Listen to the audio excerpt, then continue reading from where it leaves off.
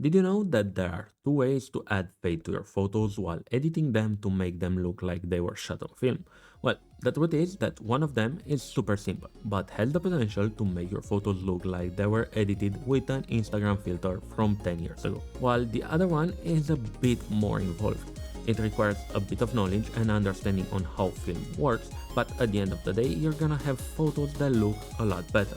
So stay tuned because today we're talking about fade. But first, hi, my name is Vlad.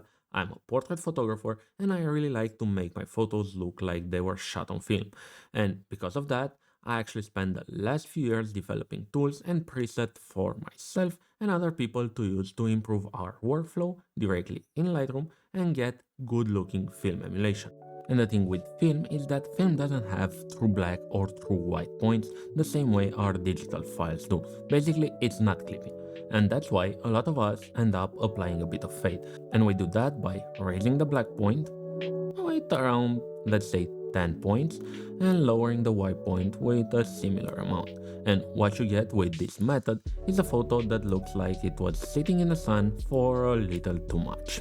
And if we push this a bit further, like let's say 25 points, you're gonna get a photo that looks like an Instagram filter from around 10 years ago. So let's avoid that and reset our curves, because with this method we're also losing a ton of contrast, and that's not really what I want with my film edits. Instead, I'm gonna start again by raising my black point with around 10 points, but I'm also going to add what is called a filmic toe, and that's this part right here done with at least 3 points, where you're only lowering the contrast on the last little part of the tone curve. And let's do the similar thing on the highlights. I'm lowering my white point, and I'm also using a few more points to create what's called a filmic shoulder. And these are the two basic ways to add a bit of fade to your photos, basically preventing any pixel in the photo from getting to pure white or pure black. But because I went a bit fast through all that, let's explain how each of them works. On the left, I have a linear lane, which is basically our curves before we do anything to them. And in the middle is the classic lift or fade, where we're just moving the black and the white point. And you can see how our line is now a bit closer to horizontal than it was before. And that means lower contrast across the entire photo. While our filmic curve, which has a filmic toe over here, is just lowering the contrast at the edges of the spectrum, on the filmic toe and on the filmic shoulder on the upper part.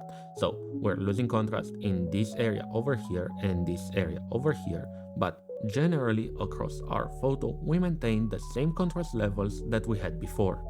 And we can see this in action if I go back to my photo and pull on the exposure slider, where we maintain the contrast level. The photo doesn't look washed out no matter what I do, but I also can't really get my photo to clip either in the black area or in the whites, because my curve is now preventing that from happening. And for a bit of fun, let's now do a bit of a comparison. I'm gonna start with a classic fade on this photo, and I'm going to push my black point to 20 points, and I'm also going to lower my white points by around 20 points, and that means 235. And it's looking like this, which is super washed out, super faded, but that's exactly what we want with the classic method. And now I'm going to create a virtual copy of my photo, wait for Lightroom to do its thing. But now, instead of leaving it like this, I'm going to create my filmic toe, make sure my midtones stay in place, and also create a bit of a filmic shoulder on my highlights over here. And both of these edits are a bit exaggerated, but I think it's a good way to compare the results. And now let's look at them side by side. On the left I have the classic fade method, which you can see looks super washed out, and on the right we have our filmic tone curve. And while the one on the left looks a bit more related, it also doesn't look like a professional photo. This one has a ton more contrast and we can get a lot more out of it. And also, if we look at the bottom part right here, we actually start to lose details in the shadows, which is a trait that film actually had when compared to what we have over here, where we have a ton of details in our shadowy area, and that's not really realistic if we want to emulate film. Just that using our tone curve just for fade is really annoying and it's gonna stifle our editing process, being in the way whenever we wanna apply an S-curve or whatever type of curve we want for the general contrast of our photo. So instead of doing it here in the tone curve, I'm gonna copy the points that I already have and reset it. I'm going to go to masking, create a new mask, linear gradient, and I'm going to drag from outside to the photo to the right, and this way I have a mask that's covering the entire photo. And in this mask I can now paste my fade and it's gonna apply the same way it did before. And doing this inside of a mask actually has a few extra benefits. Right now, because I have my fade inside of mask, I won't be able to clip my photo no matter what I do in my actual tone curve, like this. You see, nothing is clipping. Neither my color grading wheels or my black slider right here can actually push my photo into clipping, not even the exposure slider. So having the fade inside of mask, it's actually a bit of a superpower as well, and at the same time it's clearing up our tone curve. But that's not all, because in Lightroom, mask actually apply from bottom to top. I can actually create another mask on top of it, and in this mask I can actually clip my photo. So be mindful of that, and if needed, make sure that the fade is gonna be the last mask applied on your photo. And this is exactly the technique that I used a few years ago when I created the filmic tone limiter preset pack.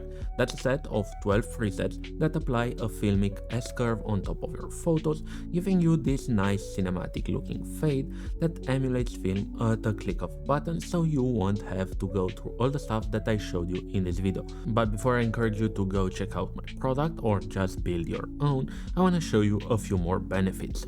Because we're using mask to create the filmic tone limiter, we can actually use a trick in Lightroom to make sure that the mask is replaced whenever we're clicking on another preset. This way, we can just replace the fade mask that we have applied to our photo instead of having to go in and delete the previous one or have multiple faded masks stacked on top of each other and ruining our photo.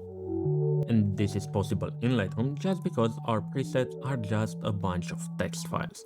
And in these text files, if we scroll down, each mask is gonna have a unique name and a unique sync ID.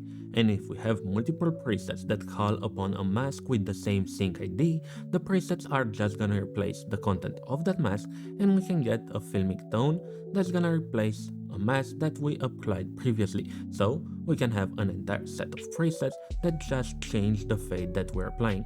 And that's exactly how I got my list of 12 presets, which start with a really simple low fade and end up with a super aggressive fade that makes my photo look like it was set in the sun for the last 10 years. And now let's take a look at a few more examples. Here in the middle we have the original photo after it was edited. On the middle I got the classic lift where I'm losing a lot of contrast and the photo just doesn't look that great anymore. And on the right I have the filmic tone limiter that is lifting my black point and preventing my whites from clipping, but at the same time it's keeping the contrast level throughout the entire photo, so I'm maintaining a nice filmic look with a ton of texture and without losing a lot of contrast. And let's also take a look at this portrait. If I apply a simple lift, what I'm getting is basically just a bit less contrast because the photo didn't already have a black or white point clearly defined in it. But if I apply a bit of a filmic fade in the photo, you can see how it looks just a tiny bit faded, but it also makes the grain pop up a bit more and the photo looks more like high-end film photography. So yeah, this is my technique and the way that I apply a bit of fade to my photos when I'm emulating film. Let me know about yours in the comments down below, and if you enjoyed this video and think that you will learn something new, hit the like and the subscribe button because that helps me out a lot and you're gonna be notified when I post a new video. That was it for today. Thank you for watching and I'll see you next time.